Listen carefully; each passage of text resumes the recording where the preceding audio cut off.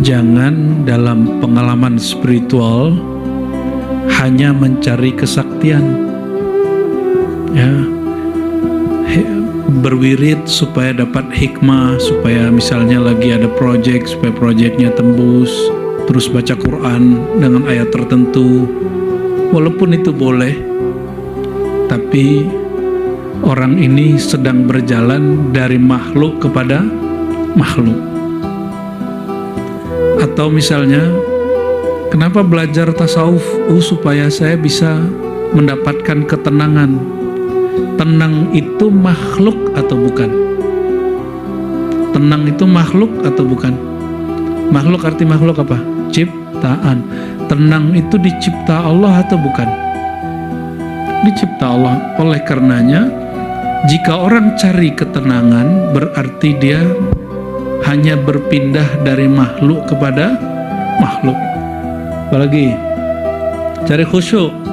Khusyuk itu makhluk apa Allah? Maka orang yang mencari khusyuk, dia hanya berpindah dari makhluk kepada makhluk. Apalagi saya cari cahaya. Cahaya apa dulu? Cahaya Allah apa cahaya apa? Ternyata yang dimaksud cahaya titik-titik yang ada di dalam cakra tubuh latifah, itu nggak masuk, itu makhluk. Kita tidak cari itu, kita mencari yang lebih mulia dari semua cahaya, disebut nurun ala nur, cahaya yang bukan cahaya materi ataupun imateri. Allah itu tidak materi, juga nggak disebut imateri.